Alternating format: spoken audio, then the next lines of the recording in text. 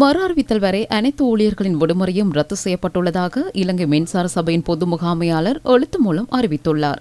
மின் விநியோகத்துடன் தொடர்புடைய அனைத்து சேவைகளையும் அத்தியாவசிய சேவைகளாக பிரகடனப்படுத்தி ஜனாதிபதியின் கையெழுத்துடன் அதிவிசேட வர்த்தமானி வெளியிடப்பட்டுள்ளது.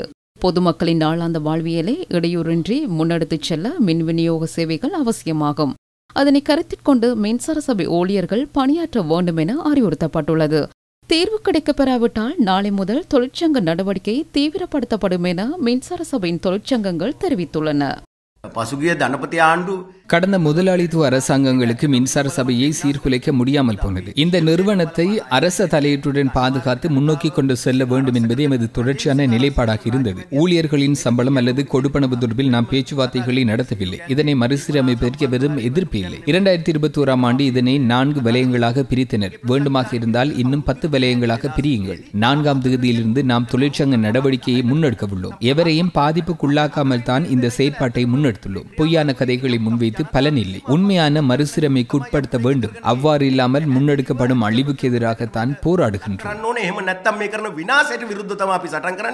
இந்நிலையில் இலங்கை மின்சார சபை ஊழியர்கள் சங்கத்தின் முன்னாள் செயலாளரும் தற்போதைய கடுவலை நகர மேயருமான ரஞ்சன் ஜெயலால் கருத்து வெளியிடுகையில், இலங்கை மின்சார சபையை மறுசீரமைக்க அரசாங்கம் எவ்வித நடவடிக்கையும் மேற்கொள்ளவில்லை என குறிப்பிட்டார்.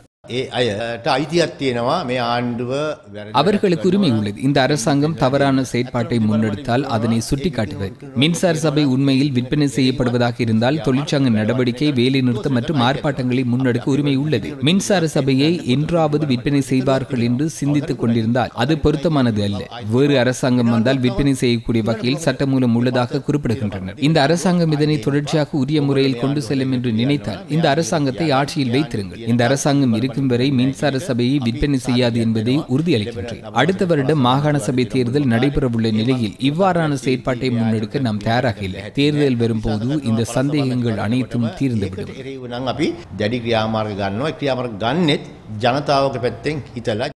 மின்சக்தி துறையின் புதிய மறுசீரமைப்பு தொடர்பான மீளாய்வு முன்னேற்ற பேச்சுவார்த்தை ஜனாதிபதி அனுரகுமார திசாநாயக்க தலைமையில் நேற்றைய தினம் நடைபெற்றது. நாட்டின் எரிசக்தி இறையாண்மைக்காக அரசாங்கம் தொடர்ச்சியாக முன்னெடுப்பதாகவும் எந்த ஒரு சந்தர்ப்பத்திலும் மின்சக்தி துறையை தனியார் நிறுவனத்திற்கு வழங்கும் தேவை அரசாங்கத்திற்கு இல்லை எனவும் ஜனாதிபதி குறிப்பிட்டார்.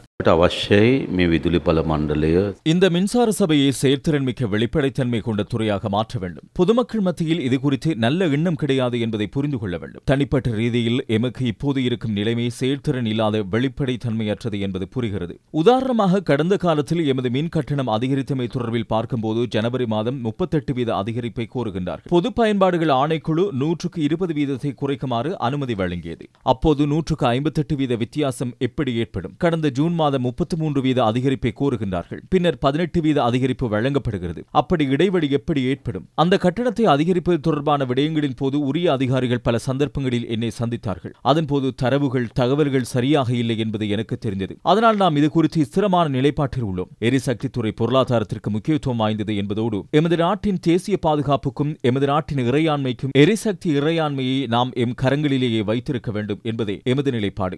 அது கனிய எண்ணெய் வர்த்தக சந்தையாக இருக்கலாம், மின்சாரம் பக்கமாக இருக்கலாம். அது எமது இறையாண்மைக்கு மிக முக்கியத்துவமானது. எனவே இந்த இறையாண்மைக்காக நாம் முன்னெடுப்போம்.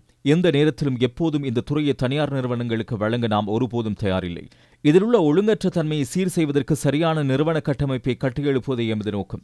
நாம் இந்த துறையில் பிரதான சில துறைகளை அடையாளம் கண்டுள்ளோம். அந்த துறைகளை தனித்தனியாக நிறுவனங்களாக கட்டியெழுப்பும் நடவடிக்கையே எமது எதிர்பார்ப்பு. அதேபோல் அந்த நிறுவனங்களின் முழுமையான உரிமை திரைசேரி வசம் இருக்கும் என்பது தொடர்பில் நாம் உறுதியாக உள்ளோம். மின்சார சபையில் உள்ள எந்த ஒரு ஊழியரும் நீக்கப்படக்கூடாது என்ற நிலைப்பாட்டிலிருந்தே நாம் பணிபுரிகின்றோம். யாராவது ஒரு ஊழியர் இங்கு பணிபுரிவதை விட இங்கு கிடைக்கும் பணத்தை பெற்றுக்கொண்டு வேறு ஒரு வாய்ப்புக்காக அதனை பயன்படுத்திக் கொள்ள எண்ணினால் அதற்கான சந்தர்ப்பமும் உள்ளது. எந்த ஒரு நிறுவனமும் மறுசீரமைக்கப்படும் போது எந்த ஒரு ஊழியருக்கும் அதிக தீர்மானம் எடுத்து வழங்குவதா இல்லையா என்பதை முடிவெடுப்பதற்கான உரிமை வழங்கப்பட வேண்டும். அதற்கமைய நாம் ஒரு நியாயமான நட்டஈட்டை வழங்க இணங்கியுள்ளோம். இதற்கு முன்னர் ஒரு குழுவுக்கு 25 லட்சம் வரையும் இன்னொரு குழுவுக்கு 50 லட்சம் ரூபாய் வரையும் வரையறுக்கப்பட்டிருந்தது. நாம் இந்த எல்லைகளை நீக்கி எந்த ஒரு ஊழியரும் குறைந்தபட்சம் 9 லட்சத்திலிருந்து உயர்ந்தபட்சம் 50 லட்சம் வரை நட்டஈட்டு தொகையை பெற்றுக் கொள்வதற்கான வாய்ப்பை ஏற்படுத்தி கொடுத்துள்ளோம். இந்த நிறுவனங்கள் இயங்க வேண்டும், சேவைகள் வழங்கப்பட வேண்டும், அந்த சேவை தொடர்ந்து வழங்கப்பட வேண்டும், அதனை செயல்திறன் மிக்கதாக முன்னெடுக்க வேண்டும். அதனால் நாம் நட்டுகிட்டு சூத்திரத்தை தயாரிப்பது ஊழியர்களை தக்க வைத்துக் கொள்வதை அடிப்படையாக வைத்து இருக்கும், நீக்குவது அல்ல. நீக்கும் தேவை இருந்தால் இதனை விட இன்னும் ஒரு அதிக பேக்கேஜை வழங்கினால் பலர் விலகிச் செல்வார்கள். அப்படி யாரையும் அனுப்ப வேண்டிய தேவையில்லை. அது தொடர்பில் ஏற்பட்டுள்ள கருத்தாளர்கள் போலியாக தற்போது பரப்பப்படுகின்றன. விசேடமாக நிறுவனம் பக்கம் இருந்து யோசிக்காமல், அதேபோல் மின்சக்தி துறை பக்கம் இருந்து சிந்திக்காமல் தனிப்பட்ட ரீதியில் சிந்திப்பதாகத்தான் இது இப்போது மாறியுள்ளது. இது விற்பனை செய்வதோ, அரசு உரிமையை கைவிடுவதோ, எரிசக்தி இறையாண்மையை கைவிடுவதோ என்று எதுவும் இங்கு இல்லை. இங்கே இருப்பது இதுவரை இங்கு இருந்த நிறுவன வியூகத்திற்கு பதிலாக புதிய நிறுவன வியூகத்தை கொண்டு வருவதாகும். அதுதான் உலக அபிவிருத்தி பாதை. මෙතෙක් මේ ශේත්‍රයේ තිබුණු ආයතන විහුවයට නව ආයතන විහුවයක් ගේනවා. මම හිතන්නේ ඒක තමයි ලෝකේ සංවර්ධන මාවත. இன்று பாராளுமன்றத்திலும் இது தொடர்பில் கருத்துக்கள் முன்வைக்கப்பட்டன.